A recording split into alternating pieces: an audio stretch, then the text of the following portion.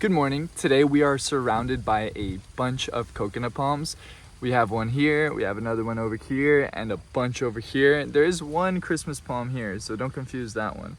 But a bunch of coconut palms which we grow at our farm, Campo Verde Nursery. The origin of the coconut is slightly uncertain as to where it originated, but it has spread through so many coastlines, through several subcontinents. I think that it might have traveled so much because the indigenous people back in the time adored coconuts. Like we're talking about, it solved a lot of problems. The trunks for pillars, right?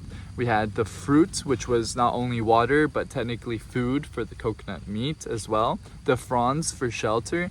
So the indigenous people relied a lot on the coconuts. I think that maybe as civilizations expanded, possibly they brought coconuts along with it. Another kind of fact is that the coconut seed floats. Obviously it's very buoyant, and when it goes onto the ocean, it can float a fair amount, especially with the current going, I think it goes northward.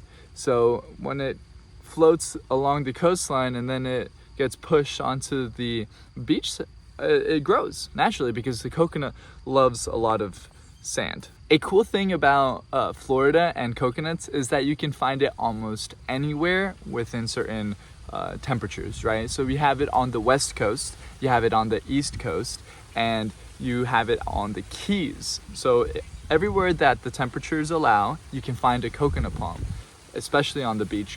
As strong as coconuts are, they are susceptible to certain things like lethal yellowing, for example, lethal bronzing. Lethal yellowing is actually going across Florida from coconut to coconut fairly quickly. It's been going around for several decades now, and we still have coconuts, so it seems like it's being managed. Whitefly is a big one, especially for the dwarf Malayans, which is the type that we sell here. What we do at the farm is that we have insecticides that take care of whitefly.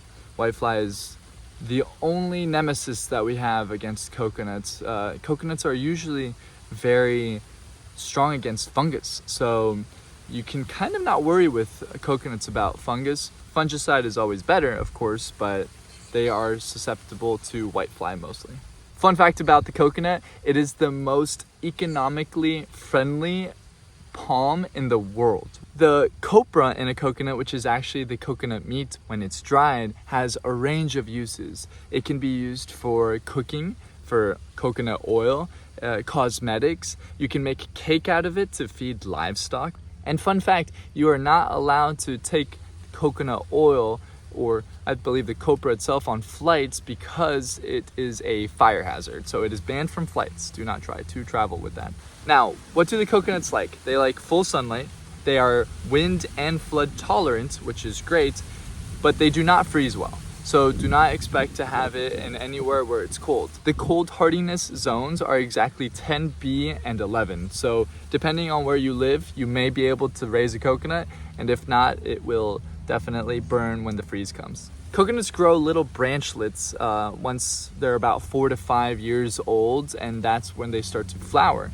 And the branchlets from flowering turn into coconuts. And every time it grows a new branchlet, each branchlet will have a bigger and bigger coconut, and at some point you're gonna have a nice juicy coconut. There are several varieties of coconuts: the Jamaican tall, Panama tall, the dwarf Malayan, which is the one that we sell, with some exceptions of the Maypan. Now the Maypan is the funny one. The Maypan is a mixture, it's a hybrid of the Panama tall and the dwarf Malayan, which I truly like. We have some around us here, and they're fatter trunks, don't grow as many coconuts. So if you're a practical person that wants coconuts, Maypan is not the way to go. Well, I personally had a lot of fun making the video, and I do like to share everything that I do know about whatever palm tree it is, in this case coconuts. I don't know everything, so if you can say something in the comments that I'll learn as well, it would be great, and I'd love to share it with everybody else following from here on out.